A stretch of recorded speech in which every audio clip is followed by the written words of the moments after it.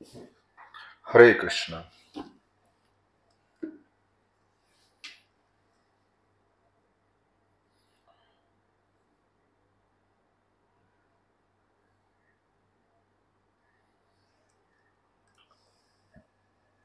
अभी श्रील नारद मुनि की स्टोरी जो है वो व्यासदेव जी को बताई गई। इसके बाद एक सुंदर स्टोरी आती है श्रीमद् भागवत में, क्योंकि नारद मुनि की स्टोरी व्यासदेव जी को क्यों बताई गई? क्योंकि व्यासदेव जी के गुरु हैं नारद मुनि, और नारद मुनि ने व्यासदेव जी से पूछा था कि मुझे अपने जीवन के बारे में बताइए, आपके जीवन में इतना बड़ा बदलाव भक्ति से कैसे आया। और उसके बाद जब व्यासदेव जी को यह स्टोरी बताई गई, उसके बाद व्यासदेव जी ने श्रीमद् भागवतम का संकलन करना शुरू किया। और व्यासदेव जी ने जो भागवत का संकलन शुरू किया तो उसमें कहीं प्रश्न आते हैं, क्योंकि व्यासदेव जी ने भागवत में जो संकलन किया उसमें शुकदेव गोस्वामी और परीक्षित महाराज नामक दो पर्सनैलिटी हैं, उनका संवाद आता है। Conversation between Shukdev Goswami and Parikshit Maharaj. जैसे हम पहले बता चुके हैं कि व्यासदेव जी के पुत्र हुए शुकदेव गोस्वामी, शुकदेव जी का शिष्य हुए परीक्षित और सूत गोस्वामी, और भी काफी सारे ऋषि थे। तो जो परीक्षित जो है वो अर्जुन के ग्रैंडसन हुए, अर्जुन के बेटे अभिमन्यु, अभिमन्यु के सन परीक्षित। तो जब परीक्षित के जन्म की बात आती है तो उनके आसपास बहुत सारी छोटी छोटी कहानियां बताई गई हैं। तो उसमें से एक कहानी आती है अश्वत्थामा की। तो आइए आज कथा चढ़ते हैं अश्वत्थामा की। अश्वत्थामा द्रोणाचार्य के पुत्र थे, और द्रोणाचार्य कौन थे? पांडवों के गुरु थे, जिन्होंने पांडवों को सारा अस्त्र विद्या सिखाई थी, शस्त्र विद्या, जो कि वेपन्स के बारे में, अस्त्र शस्त्र सब चलाने सिखाए थे। पांडवों को सिखाया था, कौरवों को भी सिखाया था। और अश्वत्थामा जो थे दुर्योधन के मित्र भी थे। इनफैक्ट द्रोणाचार्य जो कौरवों की तरफ से लड़े, उसमें एक विशेष बात यह भी थी, क्योंकि द्रोणाचार्य का पुत्र अश्वत्थामा वो कौरवों का, दुर्योधन का अच्छा मित्र था, और अश्वत्थामा दुर्योधन की तरफ से ही कुरुक्षेत्र में लड़ा, पांडवों के विरुद्ध लड़ा, और श्री कृष्ण की सहायता से पांडव तो जीत गए। तो ये भी कथा इंपॉर्टेंट है कि जब युद्ध शुरू होने वाला था तो कृष्ण भगवान के पास अर्जुन पांडवों की तरफ से गए और कौरवों की तरफ से दुर्योधन गए। 100 कौरव 5 पांडव, कजन ब्रदर्स हैं। 5 पांडव आपस में रियल ब्रदर हैं, 100 कौरव रियल ब्रदर हैं, लेकिन 5 पांडव के पिता पांडु, कौरवों के पिता धृतराष्ट्र, धृतराष्ट्र और पांडु रियल ब्रदर्स हैं। तो इस प्रकार से रिश्ता हो गया। तो ये कजन ब्रदर्स में प्रॉपर्टी को लेके फाइट हुआ इतना बड़ा, जिसमें लाखों लाखों लोग मारे गए, इतना बड़ा फाइट हो गया। तो ये भी बड़ी बात है, जब छोटे लेवल के लोग लड़ते हैं तो इतना सामाजिक हानि नहीं होती, लेकिन बड़े बड़े पावर्स लड़ते हैं तो छोटे छोटे जितने लोग हैं काफी लोग को हानि होती है। चलो यहां पे अर्जुन और दुर्योधन दोनों पहुंच गए कृष्ण के पास, आप हमारी सहायता कीजिए, आप हमारी सहायता कीजिए। दोनों पार्टी का एक एक रिप्रेजेंटेटिव पहुंच गया। जब भी अर्जुन पहुंच गए, और हाँ, तो जब बात सब डिस्कशन हो गया तो कृष्ण बोले देखो भाई, एक आदमी को मैं अपनी पूरी सेना दूंगी जिसमें लाखों लाख लोग हैं, सेना दूंगा, और एक पार्टी के साथ मैं खुद रहूंगा, लेकिन मैं कुछ वेपन्स नहीं उठाऊंगा, मैं सिर्फ साथ में रहूंगा। तो अर्जुन ने कृष्ण को मांग लिया, और दुर्योधन ने, उसके पास कुछ बचा ही नहीं, फिर सेना लेके जानी पड़ी उसको। तो अर्जुन के साथ कृष्ण रहे, क्योंकि अर्जुन जानते थे कि कृष्ण की सेना हो या ना हो, कृष्ण हथियार उठाएं या ना उठाएं, कृष्ण का केवल साथ रहना ही काफी है। जीवन में अंत में विक्ट्री ही होगी, जीत ही होगी। Never forget to keep Krishna with you. और कृष्ण हमारे साथ किस रूप में रहते हैं? हम भगवान का नाम जप करते हैं। हमारे जीवन में अगर अप्लाई करें इन सब चीजों को, नाम जप करते हैं, भगवान की लीला कथा सुनते हैं, तो हमेशा हमें कृष्ण का साथ बना रहता है। तो कृष्ण के असिस्टेंट से पांडव जो थे जीत गए। अर्जुन ने कई योद्धाओं का वध किया, उनको मृत्यु दंड दिया। भीम जो थे, जो कि अर्जुन के भाई थे, पांडवों में से दूसरे नंबर में थे, 5 में से भीम, उन्होंने दुर्योधन के 99 भाइयों को मारा। और दुर्योधन को भी हरा दिया। अश्वत्थामा की इच्छा थी कि मेरे मित्र दुर्योधन को हराया है, मैं उसका बदला लूंगा। तो अश्वत्थामा सोचे कि मेरा मित्र दुर्योधन हार गया है, अगर मैं पांडवों से बदला लूं और अच्छा सा कुछ पनिशमेंट दे दूं तो शायद मेरा मित्र दुर्योधन बहुत खुश हो जाएगा। सो इसीलिए वो उस स्थान पे पहुंच गए जहां पांडवों का कैंप लगा हुआ था, और वो मारना तो चाहते थे, कुछ बताते हैं कि मारना तो चाहते थे पांडवों को, लेकिन उन्होंने 5 सोए हुए पांडवों के पुत्रों को मार दिया, जो द्रौपदी के पुत्र थे, कि 5 पांडवों की पत्नी हुई द्रौपदी। द्रौपदी के 5 पुत्रों को मार दिया, वापिस आया, दुर्योधन को बताया मैंने मार दिया। दुर्योधन इतना धिक्कार किए, बोले तुम्हें शर्म नहीं आती, छोटे हुए युवकों को, जो सोए हुए छोटे बालकों को मार के आ गया। दुर्योधन थोड़ा भी प्रसन्न नहीं हुए। इसलिए बोलते हैं जो दुष्ट प्रवृत्ति के लोग होते हैं वो ऐसा दुष्ट कार्य करते हुए थोड़ा सा भी सोचते नहीं है, क्योंकि उनकी प्रवृत्ति, उनका इंक्लिनेशन इतना दुष्ट हो चुका है। वो केवल हमेशा उनका एटीट्यूड बदले की भावना और अहंकार का रहता है। This is evil mentality. भावना क्या रखना? बदले की और अहंकार की। तो दुर्योधन तो खुश नहीं हुए बिल्कुल भी। उधर द्रौपदी को मालूम चला 5 पुत्र मर गए। द्रौपदी इतना रो रही थी, एक मां का एक पुत्र मरता है तो रोती है, 5 पुत्र मरे, सोचिए कितना रोई होगी। उनका हृदय पूरी तरह से टूट गया। कैसे 5 पुत्रों की मृत्यु को कोई सहन कर सकता है? This is a limit of tolerance. Draupadi के इतने दुख को देख के अर्जुन ने सोचा मैं शांत करता हूं द्रौपदी को, और अर्जुन ने शांत करने का सोचा, बोले तुम चिंता मत करो, मैं अश्वत्थामा का कटा हुआ सिर लाके तुम्हारे सामने रहूंगा, तुम अपने आंसू पोंछ लेना वो कटा हुआ सिर देख के। कृष्ण सारथी थे, कृष्ण बोले चलो अर्जुन कहां पे दंड देना है अश्वत्थामा को। अर्जुन अपने हथियार लिए, अपना कवच लिया, अपने धनुष बाण लिए और अश्वत्थामा को दंड देने निकल पड़े। अश्वत्थामा को समझा अर्जुन और कृष्ण आ रहे हैं उसकी तरफ, बहुत बड़ी स्पीड से आ रहे हैं, बहुत तेज गति से आ रहे हैं। उन्होंने कुरुक्षेत्र में अर्जुन और कृष्ण का कॉम्बिनेशन तो देखा ही था, बहुत ही डरावना कॉम्बिनेशन था, क्योंकि वो आ गए तो मतलब आपके प्राण संकट में हैं। इतने डर से वो भागा बट लेकिन अर्जुन तो पीछे उसके ऐसे भाग रहे थे, अर्जुन छोड़ने वाले नहीं थे। जब अश्वत्थामा ने देखा उसके घोड़े भी थक चुके हैं, उसके पास कोई और चारा नहीं है, तब अश्वत्थामा ने एक ब्रह्मास्त्र चलाया। और जैसे अश्वत्थामा ने ब्रह्मास्त्र चलाया उसको ये मालूम नहीं था कि ये ब्रह्मास्त्र जैसे अनकंट्रोल्ड तरीके से मैं छोड़ रहा हूं, ये पूरी दुनिया को हानि कर सकता है। और उसको तो ये भी मालूम नहीं था कि एक बार ब्रह्मास्त्र छोड़ दिया उसको विड्रॉ कैसे करना है। उस समय बड़े ही एक्सपर्ट वेपन्स हुआ करते थे, एक बार छोड़ा विड्रॉ कर सकते हैं वगैरह वगैरह। लेकिन उसने बिना विचार किए कि इससे समाज में क्या क्या हानि हो सकती है। देखिए जैसे हम लोग अपनी वाणी पे कंट्रोल नहीं रहता, हमारे मुंह से शब्द निकल आते हैं, हम सोचते नहीं कि ये शब्द निकल गए वापस नहीं लिए जा सकते, किस किस को क्या क्या दुख देंगे, क्या क्या हानि कर सकते हैं, हम सोचते नहीं। इतनी अक्ल नहीं रहती, सोच समझ नहीं रहती, we just release words from our mouth. Ashwatthama ने अस्त्र छोड़ दिया, विड्रॉ कैसे करना है उसको नहीं मालूम था। पूरी दुनिया को हानि हो सकती है उसको ये भी समझ में नहीं आ रहा था। उसने बहुत ही उसने विचारशील काम नहीं किया, अंधाधुंध काम किया उसने, बिना सोचे समझे इससे क्या प्रभाव हो सकता है समाज को। और जैसे ही उसने ये अस्त्र छोड़ा, एक ऐसी रोशनी पूरे दिशाओं में फैल गई, सबको समझ में आ गया बहुत बड़ा संकट आने वाला है। देखिए कभी कभी संकट, कोई तूफान, कोई सुनामी आने वाला है, कभी कभी उससे पहले कुछ अपशकुन दिखते हैं। आजकल हम लोग को कभी अपशकुन का इतना ज्ञान नहीं होता। आजकल के लेवल पे भी कभी कभी क्लाइमेट वाले लोग जो क्लाइमेट की जानकारी रखते हैं वो पहचान लेते हैं संकट, साइक्लोन आने वाला है, तूफान आने वाला है। यहां पे तो दिख रहा था ऐसी रोशनी, सब समझ गए बहुत बड़ा डेंजर था। अर्जुन को भी समझा नहीं ये क्या आ रहा है। अर्जुन ने कृष्ण का आश्रय लिया।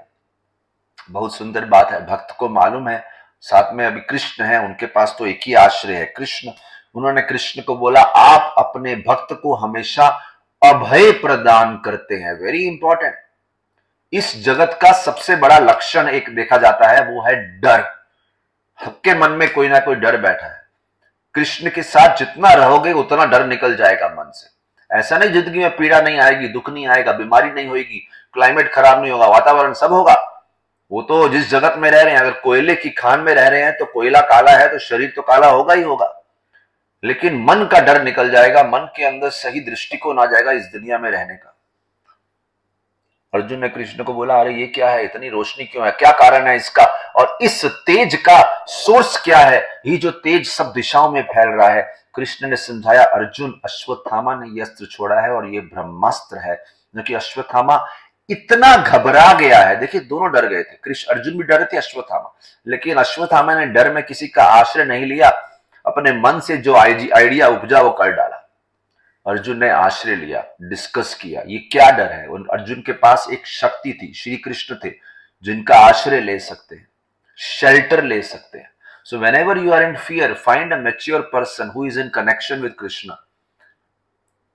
जो आपसे मैच्योर है, समझदार है, उनसे डिस्कस करो, अंधाधुंध काम मत करो।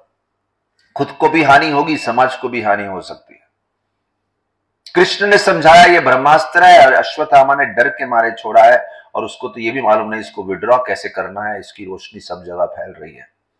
इसको कंट्रोल करने का एक ही तरीका है, तुम्हें भी एक ब्रह्मास्त्र छोड़ना पड़ेगा। अब आप ब्रह्मास्त्र छोड़ो और उस ब्रह्मास्त्र के बल से दोनों ब्रह्मास्त्र को रिट्रैक्ट करो। इसलिए बोलते हैं जो सेल्फिश लोग होते हैं, जो स्वार्थी लोग होते हैं, वो हमेशा अपनी सेफ्टी के बारे में सोचते हैं। वो ये बात को एक्नॉलेज नहीं करते कि कैसे उनका एक्टिविटीज दूसरों को ट्रबल कर रहा है। Please note this, selfish thing, दूसरों को ट्रबल कर रहा है ये नहीं सोचते।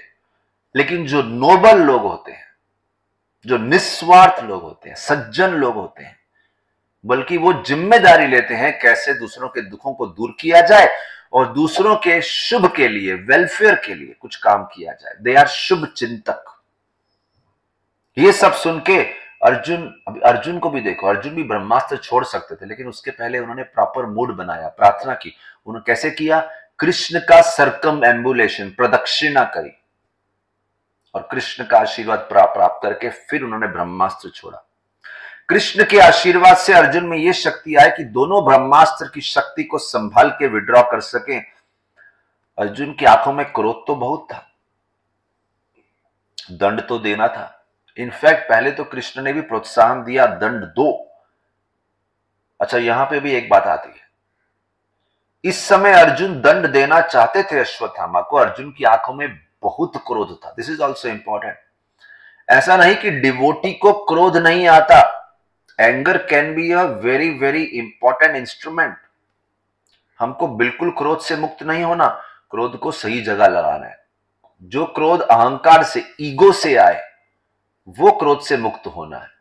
लेकिन जिस क्रोध का यूज करके हम समाज में दुष्ट व्यक्तियों को दंड दे सकें और सज्जन व्यक्तियों को एक सुखमय जीवन दे सकें, उस क्रोध का फायदा है, इट इज यूजफुल। अर्जुन की आंखों में क्रोध था, और क्योंकि अर्जुन की आंखों में क्रोध था, कृष्ण भी देखा। कृष्ण ने सोचा, जब अर्जुन को बोले, अर्जुन अगर कोई व्यक्ति ऐसे सोई हुई अवस्था में किसी को मार दे, वो दंड के योग्य है। बोले, अश्वत्थामा ने तुम्हारे पुत्रों को सोई हुई अवस्था में मारा है, अश्वत्थामा को दंड दो, मृत्यु दंड दो। लेकिन अर्जुन ने कृष्ण के बोलने पे भी मृत्यु दंड नहीं दिया, क्योंकि एक तरफ अर्जुन की आंखों में क्रोध था, लेकिन साइड बाय साइड अर्जुन के मन में कंटेम्पलेशन, आत्मनिरीक्षण, इंट्रोस्पेक्शन चल रहा था कि देखो दंड देना चाहिए, लेकिन अश्वत्थामा कोई मामूली व्यक्ति नहीं है, हमारे गुरु का पुत्र है, तो इसके लिए वो दंड नहीं होगा जो सबके लिए दंड होता है। अरे इनके परिवार से हमें बहुत कुछ मिला है, तो दंड तो देंगे। क्या देंगे? मृत्यु दंड नहीं देते, तो सोचते हैं क्या देंगे। उस समय द्रौपदी को बोल के आए थे कि मैं उसका सर लेके आऊंगा, लेकिन विचार कर रहे हैं क्या ये सही है, बोले द्रौपदी से ही पूछते हैं जाके। अश्वत्थामा को बंदी बनाया, कृष्ण बड़े खुश हुए, देखो अर्जुन क्रोध है लेकिन क्रोध पे कंट्रोल भी है, अहंकार में आके काम नहीं कर रहा। अर्जुन सोच रहा है क्या करना है, देना है या नहीं देना है। दंड, मृत्यु दंड। कृष्ण के टेस्ट में पास हुए कि मैं बोल रहा हूं फिर भी नहीं मारा।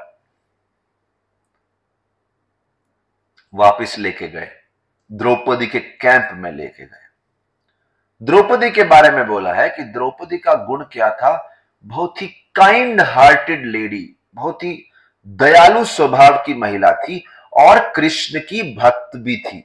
दोनों चीजें देखिए, कभी कभी बहुत ही दयालु स्वभाव का होता है, उसका दया स्वभाव कभी कभी उसका वीकनेस भी हो जाता है, जहां मारना चाहिए वहां माफ कर देते हैं।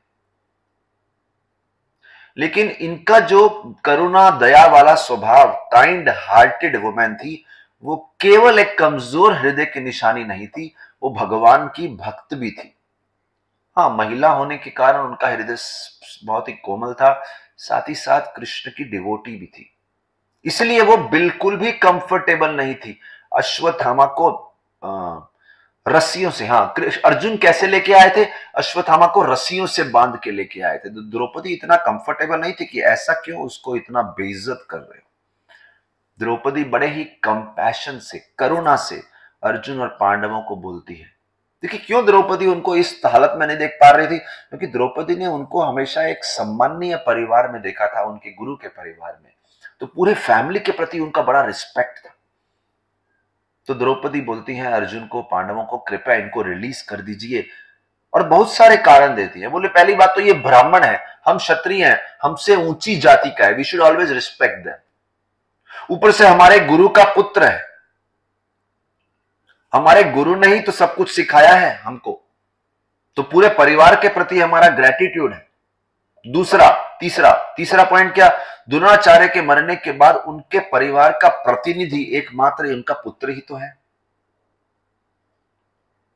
उनका प्रतिनिधि पुत्र ही तो है।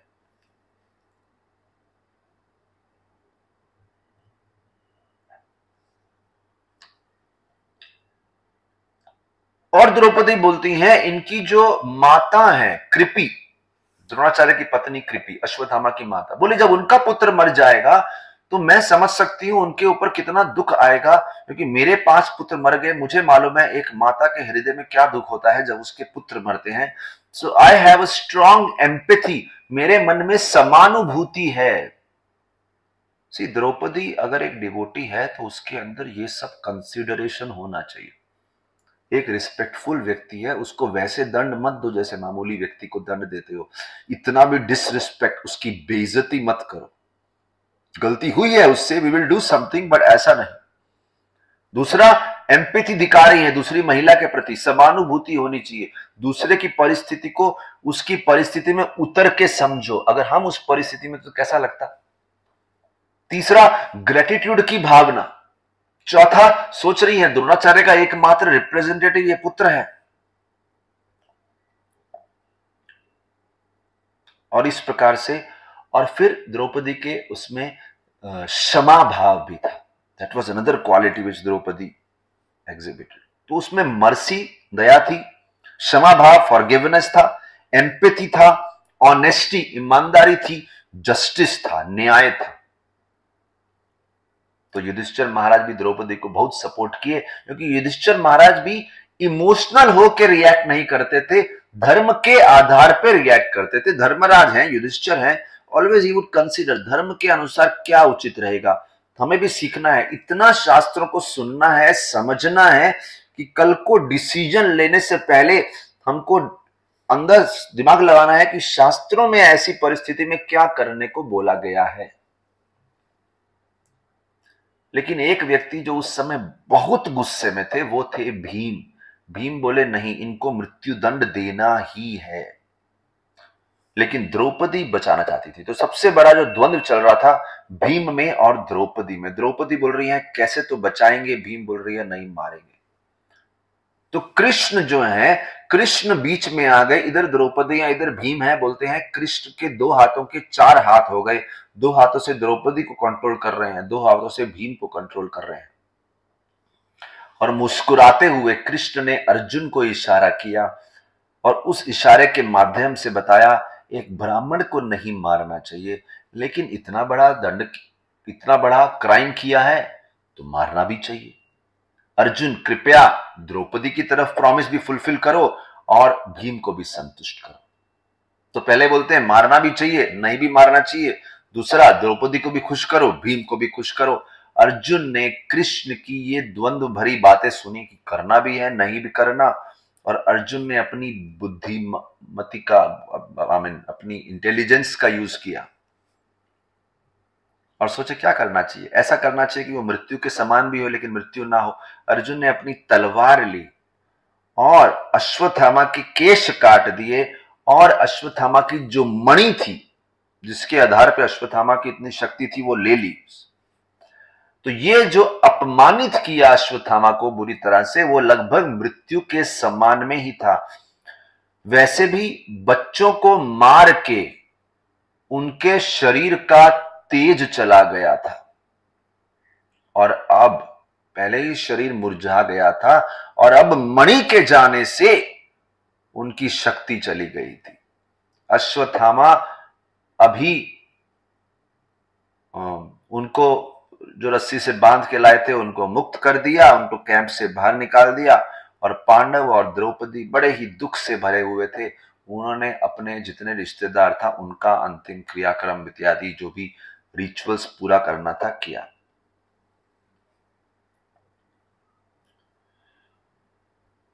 ये सब कथा सुनते हुए आप भी चिंतन कर सकते हैं, ऐसा कोई किस्सा जब किसी के शब्द या किसी के कार्यों से आपको बहुत दुख पहुंचा हो और माफ करना कठिन रहा हो, तो आप अपने विचार व्यक्त कीजिए कि आपकी उस परिस्थिति को इस परिस्थिति से कंपेयर कीजिए। क्षमा भाव के प्रति आपके क्या विचार हैं।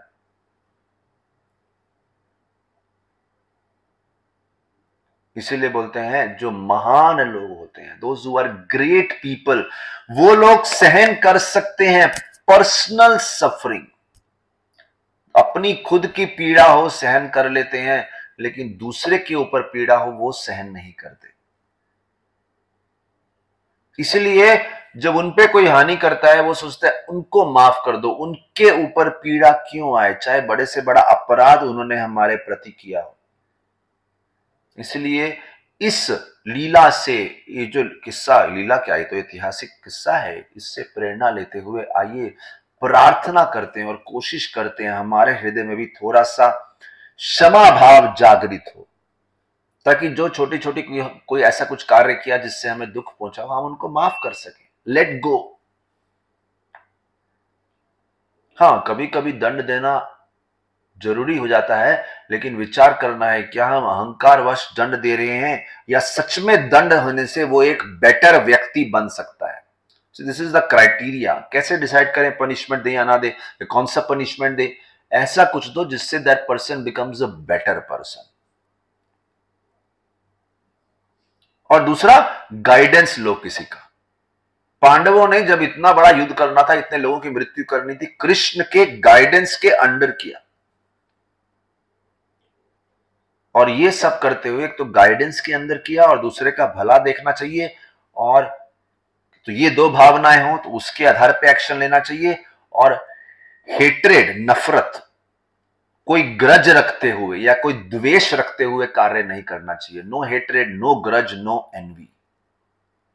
This is very important.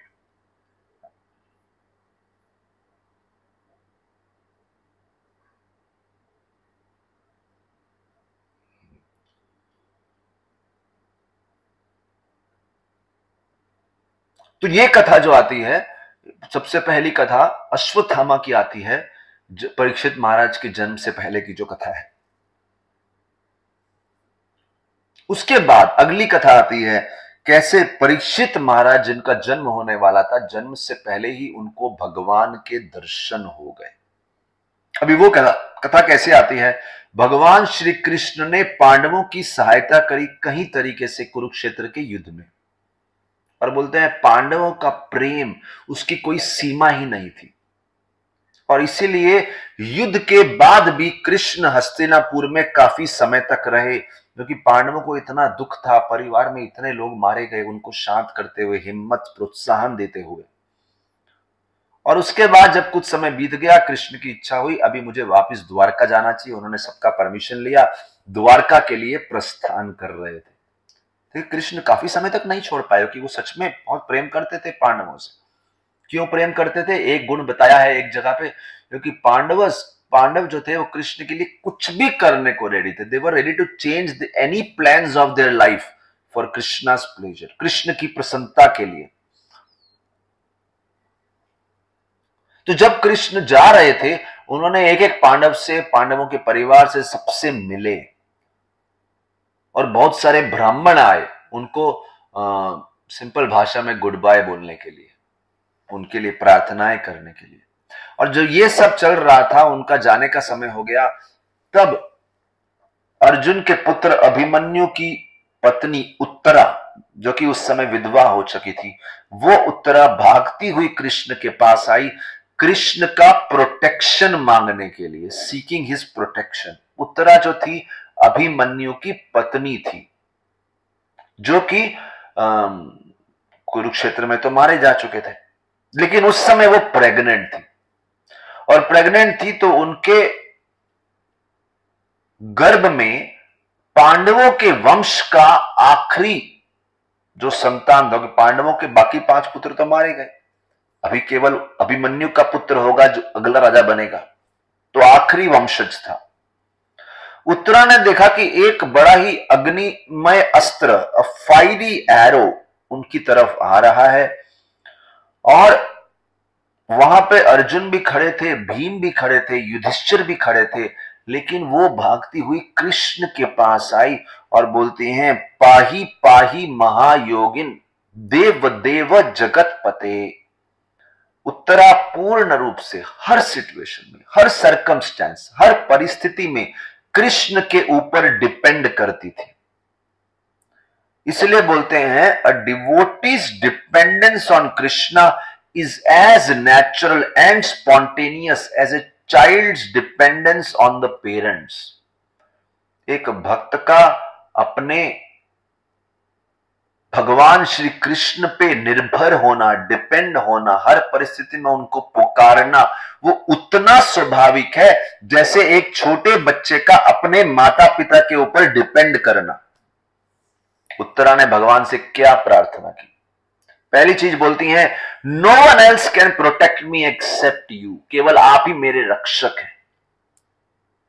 फिर बताती हैं, उनको अवगत कराती हैं कि एक बाण आ रहा है, कृपया वो मुझे जला दे चलेगा, मेरे पुत्र को ना जलाए, मेरे संतान को ना जलाए, वो आखिरी संतान होगी इस वंश की, अगर वो जल गई तो फिर पूरा वंश खत्म हो जाएगा।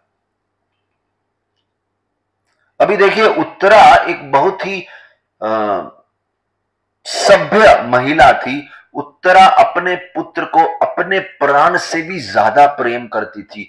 कृष्ण समझ गए ये अस्त्र किसने छोड़ा है, अश्वत्थामा ने एक अस्त्र इस दिशा में भी छोड़ा है, ब्रह्मास्त्र, दोबारा से ब्रह्मास्त्र छोड़ा उत्तरा के गर्भ में जो शिशु पल रहा है उसको मारने के लिए। यहां पे फिर से देखते हैं अश्वत्थामा कितना एनवी था उसके अंदर, कितना द्वेष था। और एनवियस जो लोग होते हैं वो हमेशा किसी ना किसी प्रकार से दूसरे को दंड देना, दूसरे को पीड़ा देना चाहते हैं। और भक्त जो है हर परिस्थिति में कृष्ण का आश्रय लेते हैं।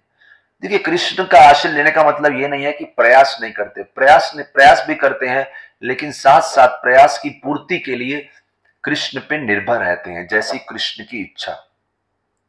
कृष्ण ने देखा संकट आ रहा है, उसी क्षण देखिए उत्तरा ने एक शब्द बोला था, देव देव जगत पते, यो पाही पाही महायोगिन। जब बात आती है महायोगिन, मतलब कृष्ण ऐसे जादूगर हैं, ऐसे चमत्कारी हैं, किसी भी परिस्थिति में वो एडजस्ट कर सकते हैं और रक्षा दे सकते हैं। मतलब अभी कोई बोलेगा, अरे ये ब्रह्मास्त्र मेरे घर में जा रहा है, अभी तो संभव ही नहीं है इससे बचाना। कृष्ण के लिए सब संभव है, कृष्ण के लिए सब इजी है, it's not difficult for Krishna, इसलिए बोले महायोगिन। और वही हुआ ना, कृष्ण उसी समय बोले एक अंगूठे के जितना रूप लिया उन्होंने, और 4 भुजाएं थी, 4 हैंड्स, अंगूठे जितना रूप, 4 भुजाएं और ऊपर एक मुकुट पहना था और मुकुट के साथ कुंडल पहने थे सोने के, और एक पीला वस्त्र पहना था जो बिजली की तरह चमक रहा था और आंखों में ऐसा क्रोध झलक रहा था। तो मुकुट सुंदर था, कुंडल थे, एक बिजली की तरह चमकता हुआ पीला वस्त्र था और आंखों में क्रोध झलक रहा था।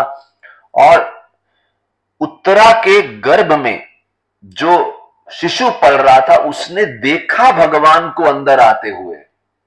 इसीलिए बता रहे हैं ना, वो बालक जिसने भगवान को जन्म से पहले देख लिया, इतना सुंदर रूप देख के वो हक्का बक्का रह गया, आश्चर्यचकित, चकाचौंध उसकी आंखों में, ये कौन सा रूप है, इतनी सुंदरता थी उस रूप में। और जैसे ही कृष्ण गर्भ के अंदर गए, उन्होंने ब्रह्मास्त्र की अग्नि को ठंडा किया। जैसे सूरज के आते ही सारी की सारी जो ओस पड़ी होती है वो सूख जाती है और वहां से वो मुक्त लुप्त हो गए। थोड़ी देर के लिए आए, अपना काम किया, ब्रह्मास्त्र को मानो बुझा दिया हो, सुखा दिया, बुझा दिया और वहां से लुप्त हो गए। कृष्ण तो उत्तरा के गर्भ में छोटे से रूप में थे, लेकिन साइमल्टेनियस उत्तरा के सामने भी खड़े थे। इसीलिए यहां पे गुण आता है कृष्ण का, कृष्ण सर्वव्यापी है, ओमनी प्रेजेंट, एक ही समय पे मल्टीपल स्थानों पे हो सकते हैं। ये सब लीला हो गई, सबको समझ गया, शिशु की रक्षा हो गई। उसके बाद माता कुंती, जो कि पांडवों की माता है, पांडु की पत्नी है, उत्तरा के पति हुए अभिमन्यु, अभिमन्यु की दादी हैं, माता कुंती भागी हुई आई और भगवान श्री कृष्ण के समक्ष सुंदर सुंदर प्रार्थनाएं अर्पण करती हैं। सबसे पहली प्रार्थना अर्पण करती हैं, स्पष्ट कर देती हैं कि मैं जानती हूं आप कौन है, क्योंकि लोग सोच रहे हैं ये तो कृष्ण की भुआ है रिश्ते में। कृष्ण के पिता कुंती के भाई थे, बोले कृष्ण की भुआ है, लेकिन कृष्ण को बोलती हैं मैं जानती हूं आप पूर्ण पुरुषोत्तम भगवान है, you are supreme personality of Godhead. फिर बोलती है मैं बहुत भाग्यशाली हूं, आपके सुंदर रूप के दर्शन कर रही हूं। फिर थैंक्स बोलती हैं, आपने हमारे पुत्रों को कई संकटों से बचाया है।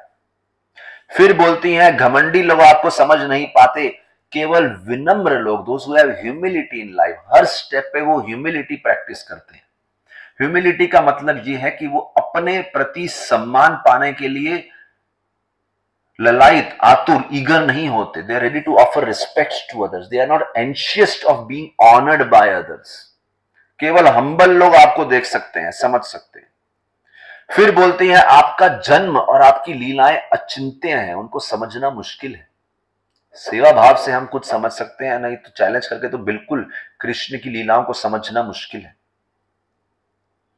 फिर बोलती हैं आज तक हमारे राज्य में जितना भी ऐश्वर्य हुआ है सब आपकी कृपा है।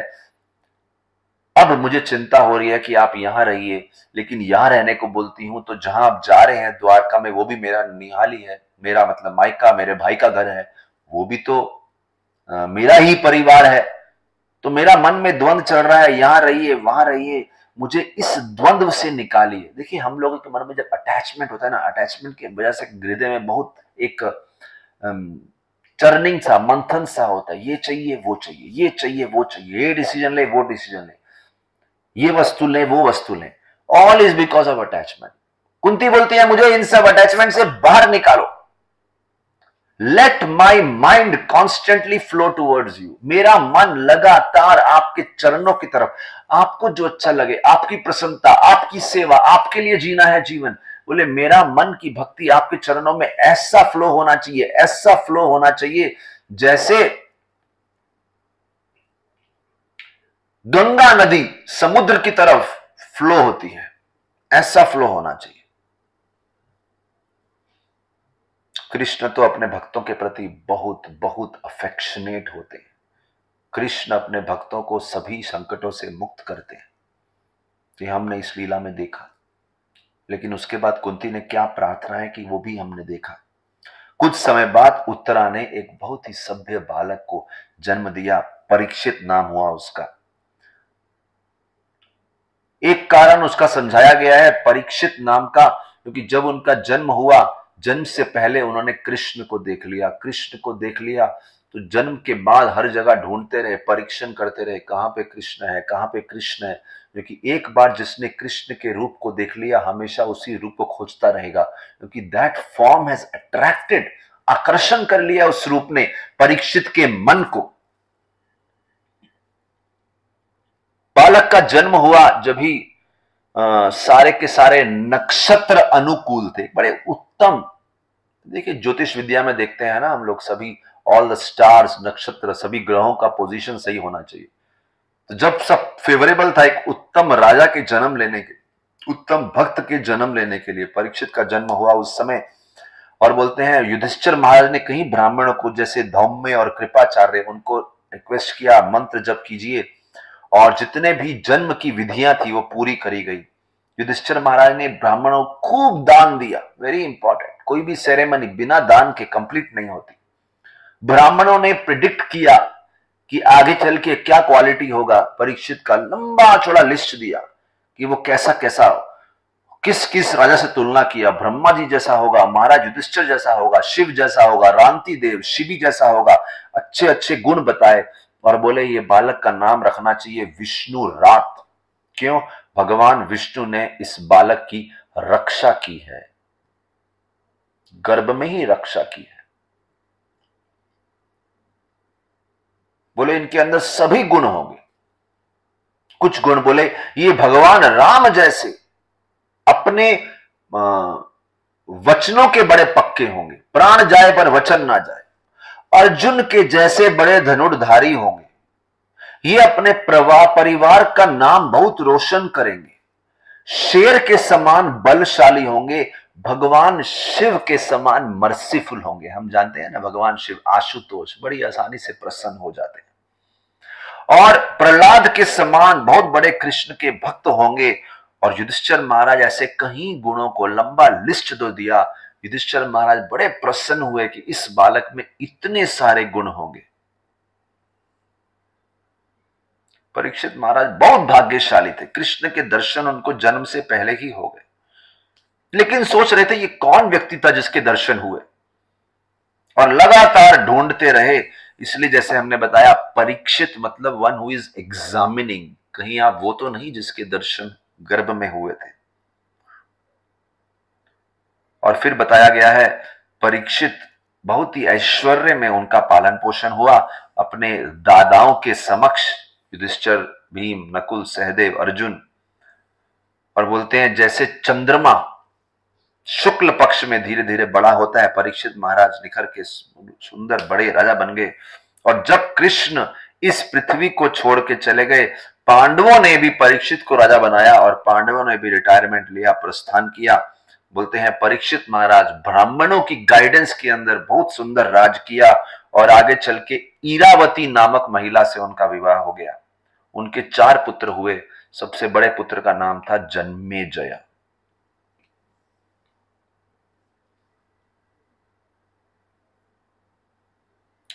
इस कथा को सुनने के बाद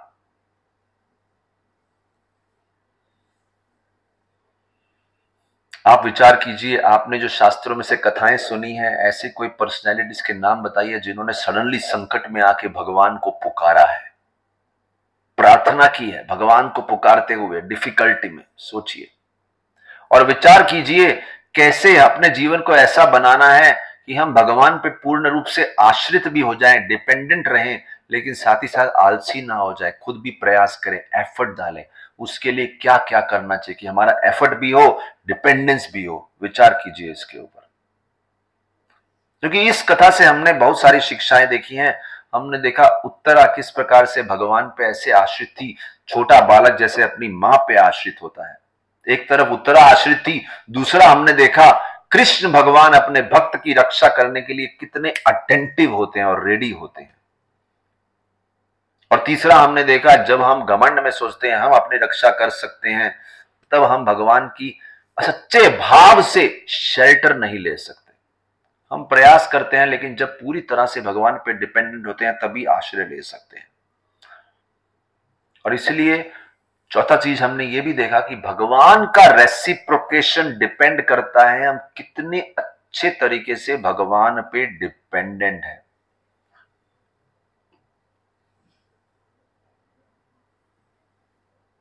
तो ये सब कथाएं हमने सुना। तो कैसे अश्वत्थामा को दंड दिया गया, कैसे परीक्षित महाराज का जन्म हुआ। परीक्षित महाराज बड़े हो गए, राजा बन गए। उसके बाद अगली कथा आती है कैसे परीक्षित महाराज गौ रक्षा के लिए उत्तर प्रदेश